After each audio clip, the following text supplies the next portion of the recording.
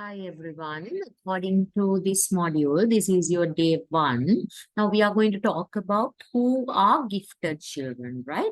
So according to the gifted children, now there are some objectives as well. So you have to go through these objectives. From there, even you can get kind of a clear picture, right? So when we get these, who are gifted children, so it's first thing you have to identify. The gifted children means maybe like we can identify like this way. Maybe they are extremely talented, right? Maybe their intelligence level is extremely higher when you compare with the other students. And the other thing is, another very, very important thing is they are keep on asking questions where these questions are extremely challenging. Very smart answers they give. They know many more facts. Like those type of things, if you observe from a person or if you observe from a child, we can simply say that child is a gifted child. Like that way we can identify, right?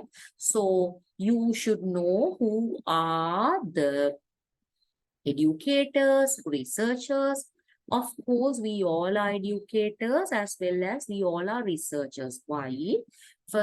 Imagine if you want to know something, so you refer it. So therefore, we all are researchers, right? That is how we identify.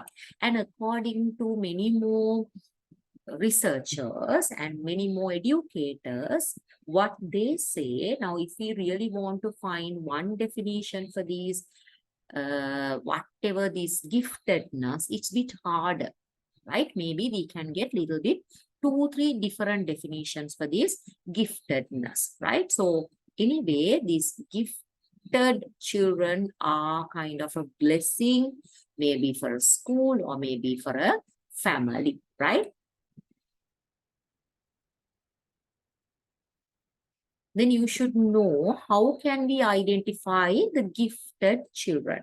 So simply when we are going to identify the children, like whether they are gifted or not, especially we can do this type of a recognition when they are in the preschool. So majority of the students are here, the preschool teachers. So therefore you have the opportunity to observe them very clearly. And the other thing is, especially when they are doing some sort of mathematics, like some sort of the figure connected or the numerical concepts connected subjects, they do it in a real good way. And the other thing is they are observing, right? And they're very creative. So those type of things even you can use to identify the gifted children. And the other most important thing is, now you all are teachers. So therefore, when you are going to identify these gifted children, sometimes it's a bit challenging. When you have 2-3 gifted children in a class, it's a bit challenging because you have to look after the other children, the weak children, the average children, as well as these gifted children. Because as I mentioned you earlier, these gifted children, sometimes they finish very fast. Whatever the work that you give, they finish very fast. So what you have to do, you have to give some little bit extra work for them.